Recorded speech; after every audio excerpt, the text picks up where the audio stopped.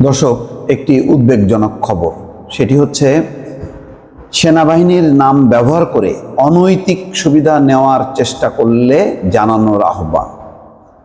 কেন এই পরিস্থিতিতে এরকম একটি সংবাদ বিজ্ঞপ্তি দিতে হচ্ছে? নিশ্চয়ই বেশ কিছু কার্যক্রম ইতিমধ্যে ঘটেছে, সেনাবাহিনীর দৃষ্টিতে এসছে, অথবা তারা জেনেছে, জানার পর তারা সম্ভাব্য বিপদ উপলব্ধি করে এমন একটি বিজ্ঞপ্তি দিয়েছে। এখানে বলা হচ্ছে, সেনাবাহিনীর নাম ব্যবহার করে অনৈতিক সুবিধা নেওয়ার চেষ্টা করলে জানানোর আহ্বান জানিয়েছে আইএসপিআর। শুক্রবার এক সংবাদ বিজ্ঞপ্তিতে জানানো হয়েছে। কি সেই ঘটনা?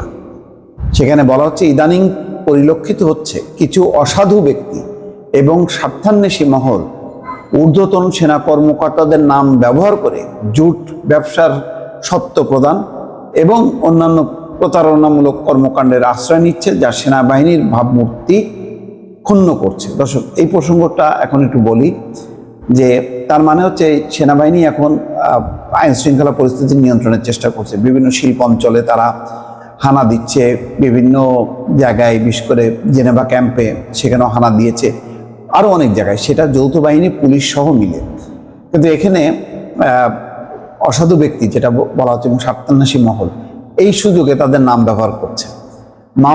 নাম ব্যবহার করে তারা হয়তো বলার চেষ্টা করছে যে এরা আমাদেরকে এইটা করতে বলেছে, ওইটা করতে বলেছে। হয়তো এরকম কিছু অভিযোগ সেনাবাহিনীর কাছে এসছে, সেই কারণে তারা বিষয়টা ক্লিয়ার করছে যে তারা এইসবের মধ্যে নাই। এখানে বলা হচ্ছে, বাংলাদেশ সেনাবাহিনী শিল্পাঞ্চলে শুধুমাত্র আইন শৃঙ্খলা পরিস্থিতি নিয়ন্ত্রণ এবং উৎপাদনমুখী কর্মপরিবেশ নিশ্চিতকল্পে নিরলসভাবে দায়িত্ব পালন করছে।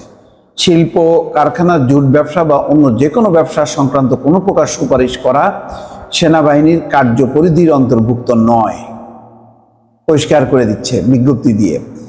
আইএসপিআর এও বলেছে, এই প্রেক্ষিতে কোনো ব্যক্তি বা মহল সেনাবাহিনীর কোনো কর্মকর্তার নাম ব্যবহার করে শিল্পাঞ্চলে কোনো অবৈধ ব্যবসা বা অনৈতিক সুযোগ সুবিধা পাওয়ার চেষ্টা করলে তাদের বিরুদ্ধে আইনি ব্যবস্থা গ্রহণের লক্ষ্যে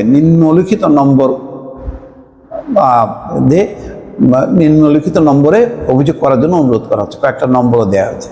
দর্শক, তাহলে বুঝতে পারছেন মানে অপরাধীরা কি পরিমাণ বেপরোয়া, যে তারা সেনাবাহিনীর অফিসারদের নাম ব্যবহার করছে, যে এই জুট ব্যবসাটা আমাকে দিতে বলেছে অমুক কর্নেল সাহেব, অমুক ব্রিগেডিয়ার সাহেব। যে এই নিয়ন্ত্রণটা একসময় আওয়ামী লীগের সিন্ডিকেট পরিচালনা করতো, এখন আওয়ামী লীগেরা পালায় যাওয়ার পরে এটা ভেঙে পড়ছে, এখন নতুনভাবে সংগঠিত হচ্ছে কিছু রাজনৈতিক চক্র, কিছু স্থানীয় টাউট বাটপার, অথবা আগে যারা এই সমস্ত কাজ কর্মকাণ্ড করতো তারা তাদের ভোল পাল্টে নতুন করে এসছে এবং এসে এই নিয়ন্ত্রণ নেওয়ার চেষ্টা করছে, এবং সেখানে সেনাবাহিনীর নামটা ব্যবহার করছে। সেই কারণে সেনাবাহিনী এই বিজ্ঞপ্তি দিয়ে জানাচ্ছে যে সেনাবাহিনীর নাম যদি ব্যবহার করা হয় তাহলে খবর আছে, এই খবর আছে, এটা জানান দেওয়ার জন্য এরকম একটি প্রেস বিজ্ঞপ্তি তারা সামনে এনেছে। দর্শক, ভালো থাকবেন। আল্লাহ হাফিজ।